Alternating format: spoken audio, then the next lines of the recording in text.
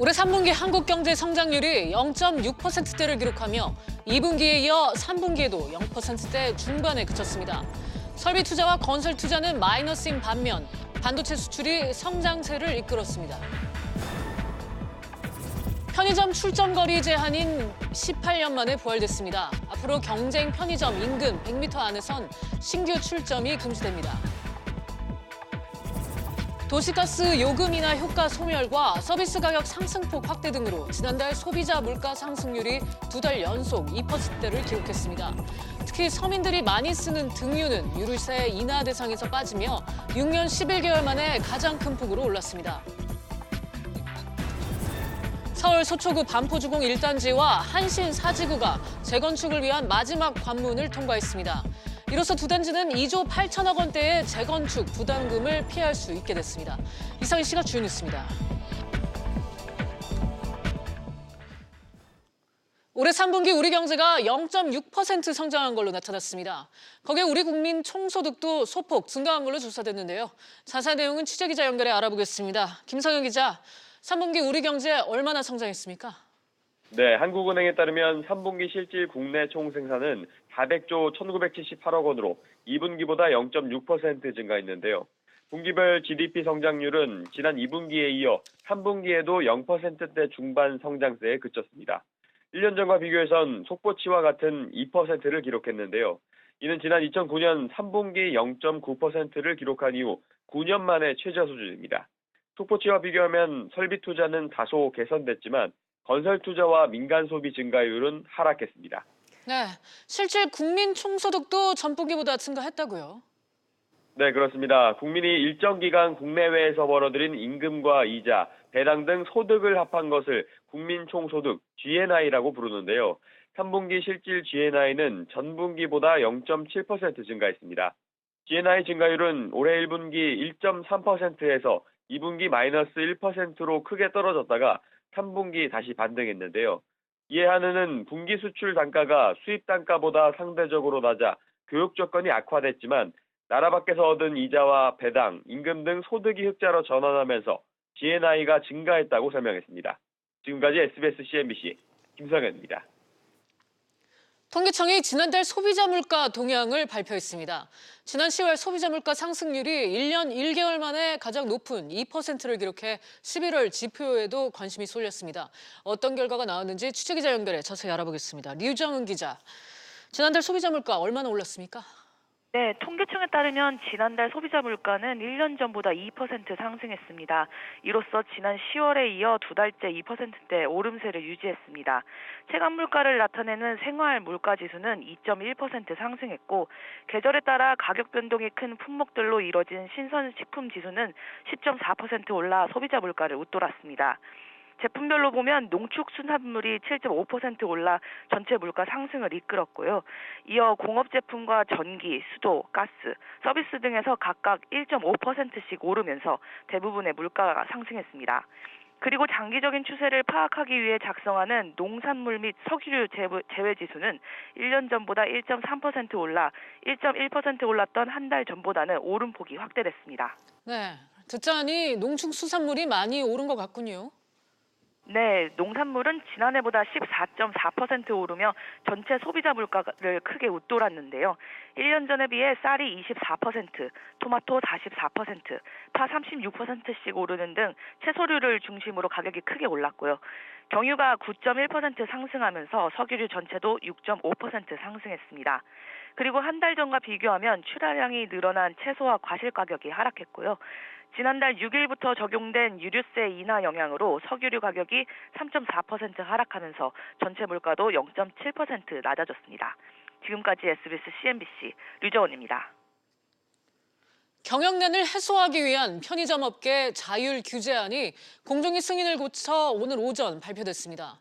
핵심은 신규 출점 거리를 제한하고 심야 영업을 탄력적으로 운영할 수 있게 하는 등 숨통을 트이게 하겠다는 겁니다. 자세한 내용은 취재기자 연결해 알아보겠습니다. 이광우 기자, 자율협약 내용부터 설명해 주시죠.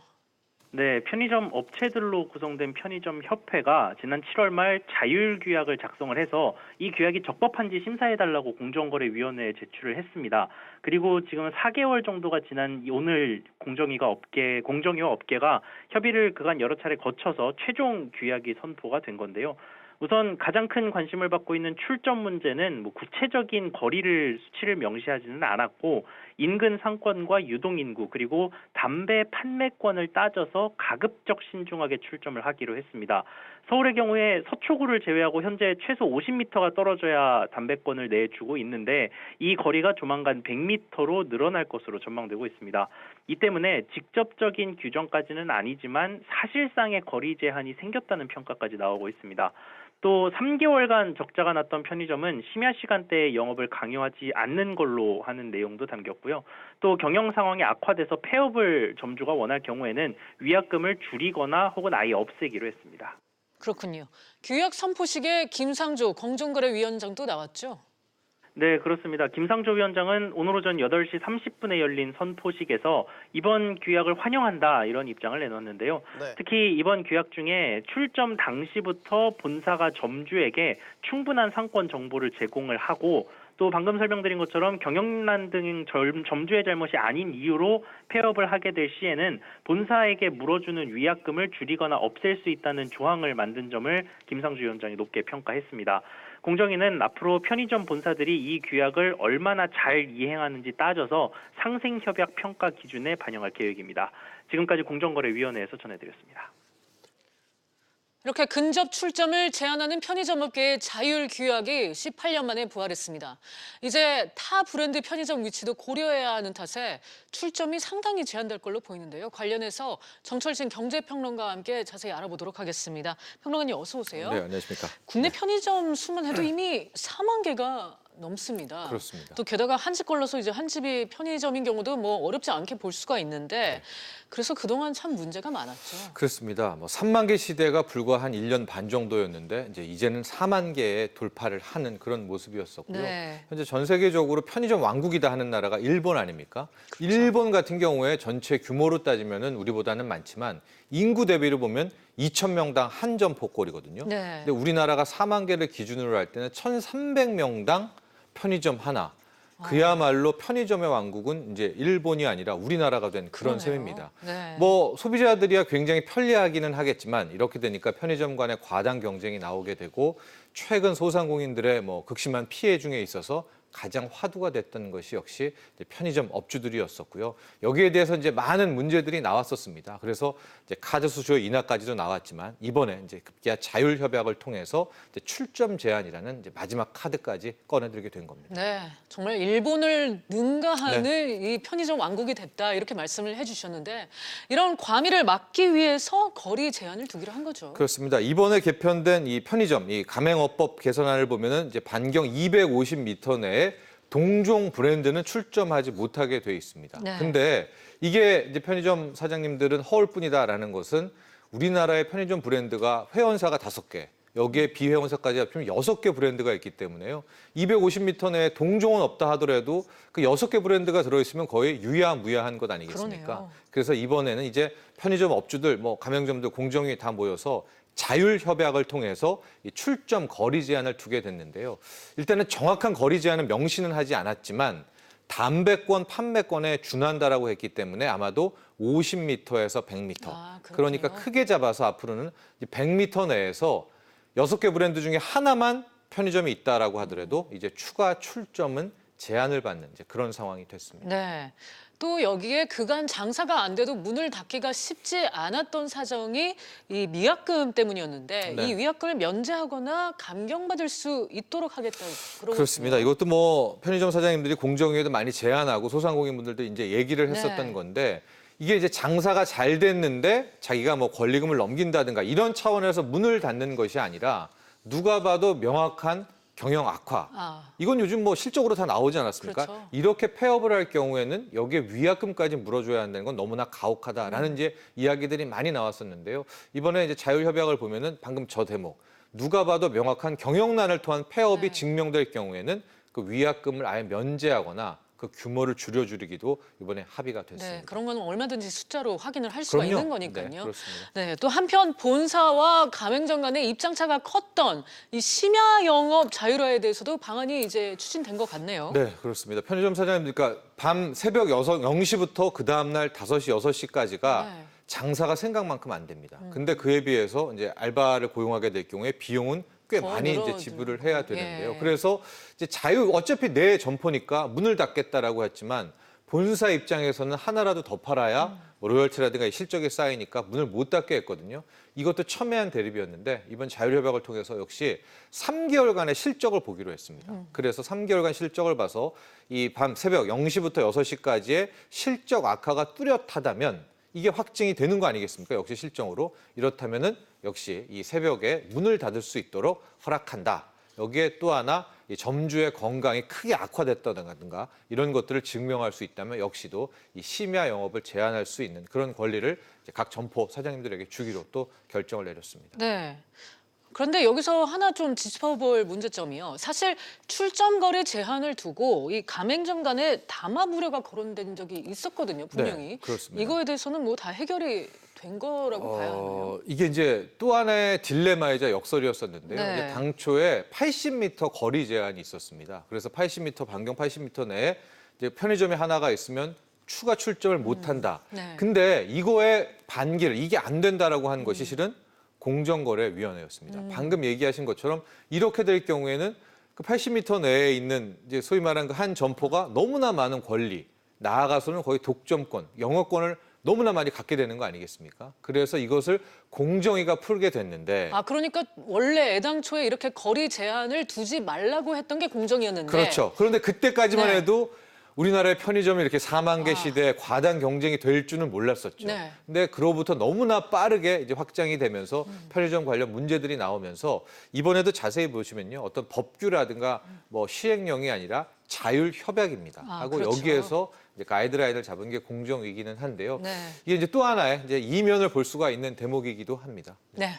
이또 하나 볼게 어디까지나 이제 신규 출점이 제한되는 건데 이렇게 네. 되면은 기존에 이제 점포 수가 많은 사업자는 뭐 이미 유리한 게 아닌가 이런 생각은 드네요. 그렇죠. 이제 이렇게 돼서니까 뭐 댓글도 그렇고요. 네티즌들도 그러면은 기존에 이미 네. 이 받은 사람만 유리하다. 이걸 100m, 50m로 끊으면 앞으로 4만 개에서는 거의 추가 출점이 불가능하거든요. 우리나라 지금 뭐 도시로 봤을 보면은 때는, 거의 다 네. 붙어 있지 않습니까?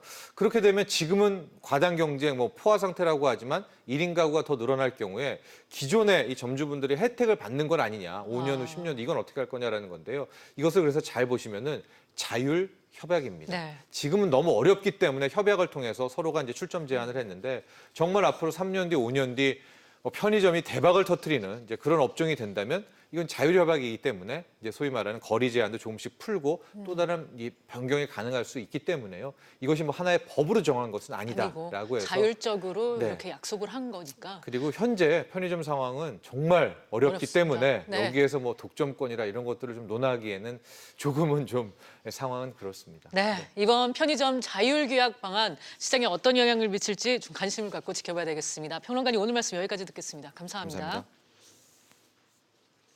내년부터 음식점 등 1인 자영업자도 산재보험에 가입할 수 있습니다. 고용노동부는 1인 자영업자의 산재보험 가입 허용 업종을 기존의 건설기계업, 퀵서비스업 등 8개에서 음식점업, 소매업, 도매 및 상품 중개업, 기타 개인 서비스업 등 4개를 추가한 관련법 시행령 일부 개정안이 국무회의를 통과했다고 밝혔습니다. 이에 따라 1인 자영업자 65만여 명이 추가로 산재보험 혜택을 받게 됐습니다. 지금 국회에선 홍남기 경제부총리 겸 기획재정부 장관 후보자에 대한 인사청문회가 열리고 있습니다. 취재기자 연결해 자세한 내용 알아보겠습니다. 박규준 기자. 네, 박규준입니다. 네, 지금 청문회 진행 상황 어떻습니까? 네, 오전 10시 국회에서 홍남기 경제부총리 후보자에 대한 인사청문회가 시작이 됐습니다. 지금 12시부로는 정회가 된 상황인데요. 예상한 대로 청문회에서는 소득주도 성장과 최저임금 인상 등 정부 정책에 대한 홍 후보자의 입장을 두고 질의가 쏟아졌습니다. 소득주도 성장의 효과가 언제 나타나느냐는 더불어민주당 김두관 의원의 질의에 홍 후보자는 내년 하반기부터는 소득주도 성장의 성과가 가시적으로 지표에 반영되지 않을까 생각한다면서 이어 정부가 소득주도 성장을 시행해 왔지만 소득과 경기 지표가 부진했기 때문에 아직 효과가 나타나지 않았다면서 앞으로 소득주도 성장은 단기적으로 효과를 보장하는 정책이 아니기 때문에 다소 시일이 걸릴 것이라고 답변했습니다. 홍 후보자는 앞서 최저임금 인상의 속도 조절이 필요하다는 발언도 한 바 있는데요. 이와 관련해서는 내년 최저임금은 이미 정해져 있기 때문에 내년 이후에 어떻게 합리적으로 결정할지 개선을 모색할 계획이라면서 내년에 최저임금 결정 구조를 바꾸겠다고 덧붙였습니다. 네, 박 기자, 오늘 청문회 핵심 쟁점은 뭐가 될까요? 네, 아무래도 소득주도 성장과 최저임금 인상에 대한 홍 후보자의 입장이 최대 쟁점이 될 겁니다. 홍 후보자가 국회에 제출한 관련 답변서들을 보면 큰 틀에선 이들 정책 기조를 따라가되 시장이 제기하는 부작용은 보완하겠다는 입장인데요. 오늘 홍 후보자의 군 면제 논란도 도마 위에 오를 것으로 보입니다. 홍 후보자는 대학원에 다닐 땐 현역병, 입영 판정을 받았는데 공무원이 된 뒤에는 만성 간염으로 병역 면제를 받은 바 있습니다. 네, 다른 현안에 대한 홍 후보자의 입장은 어떻습니까? 네, 보유세 인상에 대해서는 긍정적인 입장을 보이고 있고요. 취득세와 양도세 인하에는 신중한 입장을 보이고 있습니다. 종부세 개정안에 대해서도 낮은 보유세 부담이 소득 격차 심화 등 부정적인 영향을 초래한다는 지적이 있다며 종부세 강화 쪽에 힘을 싣고 있는 상황이고요. 취득세와 양도세 인하에 대해서는 각각 지방 재정에 미치는 영향과 과세 형평성 등을 고려해야 한다면서 인하에 신중한 입장을 보였습니다. 지금까지 SBS CNBC 박규준입니다. 폭스바겐과 아우디에 이어 피아트 크라이슬러도 배출가스 조작이 확인됐습니다. 환경부는 형사고발과 인증 취소, 과징금 부과 등의 조치에 나선다고 밝혔는데요. 취재기자 연결하겠습니다. 황인표 기자. 네, 황인표입니다. 어떤 차종입니까? 네, 문제가 된 모델은 FCA 코리아가 지난 2015년부터 수입해 판매하고 있는 지프 레니게이드와 피아트 500X 등 모두 2,400여 대입니다. 환경부 검사 결과 해당 경영차들은 질소산화물 배출을 줄여주는 배기가스 저감 장치 가동이 주행 중엔 줄어들거나 아예 작동하지 않는 것으로 나타났습니다. 이 때문에 질소산화물 배출이 실험실에서 검사했을 때보다 최대 8.5배나 더 나온다는 게 환경부의 결론입니다. 앞서 지난 2015년에 독일에서 피아트 500X에 대한 배기가스 조작 의혹이 먼저 제기됐는데요. 당시 조사 결과를 바탕으로 이번에 환경부가 국내에서 판매 중인 같은 차량에 대해 조사해 보니까 이 같은 결과가 나온 겁니다. 이 환경부는 해당 차량에 대한 인증 취소 처분과 함께 리콜 명령, 과징금 부과 그리고 FCA 코리아에 대해서 형사 고발 등의 조치를 내릴 예정입니다. 그러니까 실험실과 실제 주행 환경에서의 결과가 다르다는 건데 네. 앞서 폭스바겐 등 다른 회사 사례와 비슷한 것 같군요. 그렇습니다. 환경부는 이번 조작이 과거 독일의 아우디와 폭스바겐, 일본 닛산에서 발견된 사례와 유사한 조작 방식이라고 밝혔습니다. 앞서 이 회사의 일부 자동차들은 실험실에선 배출가스가 적게 배출되고 실제 도로에서는 많이 배출되게끔 이 소프트웨어를 조작해서 과징금과 리콜 등의 처분을 받았습니다.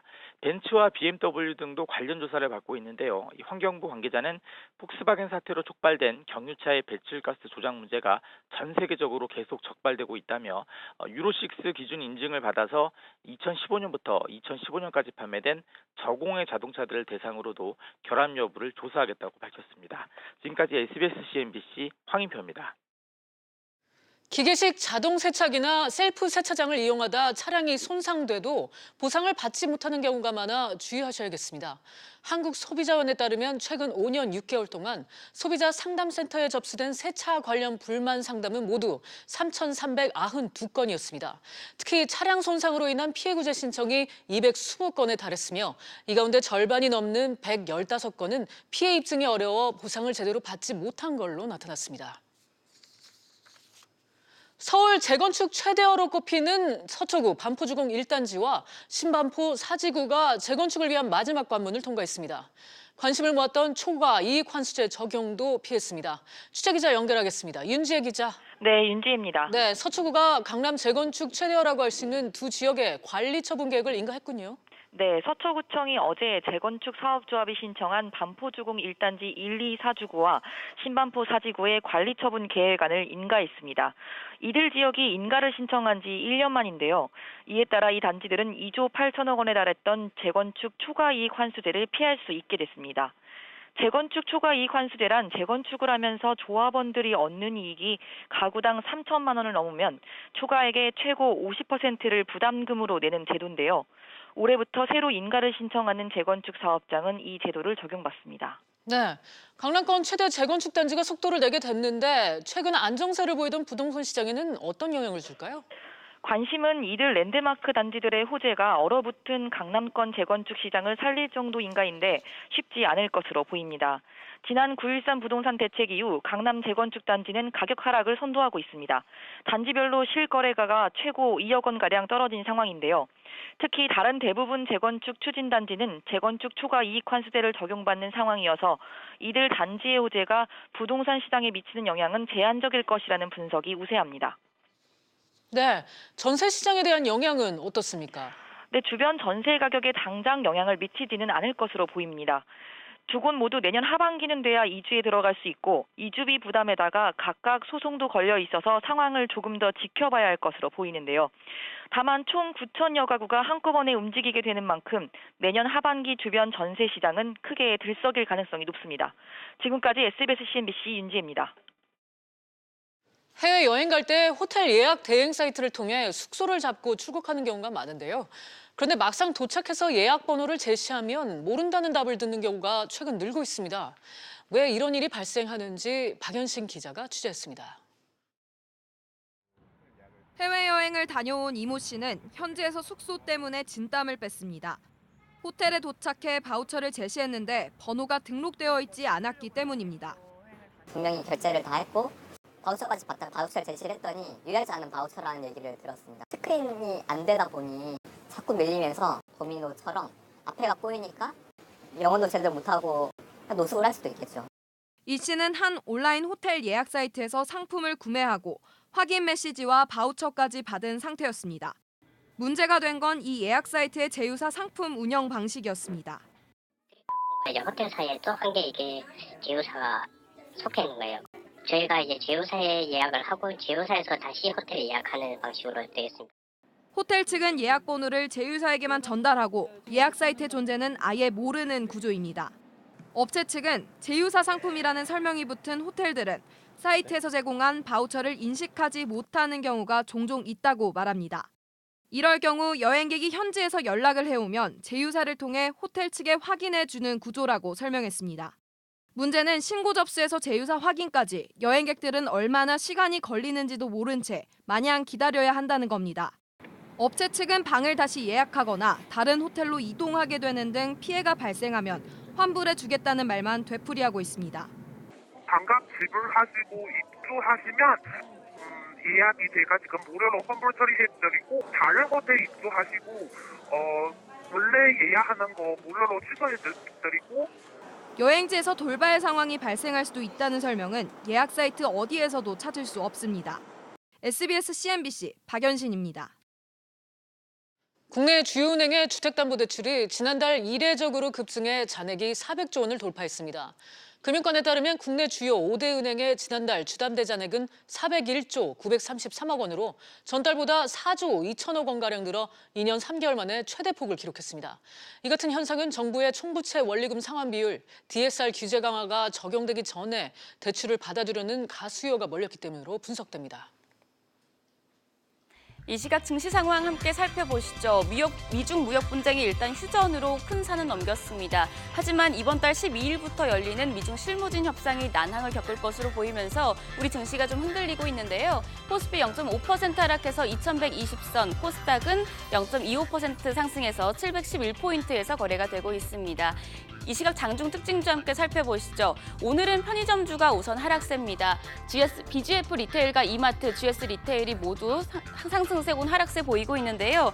공정거래위원회가 편의점 업계에 합의한 자율규약을 승인을 하면서 지금 증시에 변동이 생겼습니다. 셀트리온 같은 경우에는 강세 보이고 있습니다. 램시마 SFC에 대한 유럽 시판 신청이 나오면서 셀트리온주 같은 경우에는 모두 상승세 보이고 있고요. 철도주도 오늘 강세입니다. 북한이 우리 측에 고속철도 건설 지원을 요청하면서 철도주 상승세 보이고 있습니다. 지금까지 증시 상황 알려드렸습니다. 오늘 저희가 준비한 내용은 여기까지입니다. 시청해주신 여러분 고맙습니다.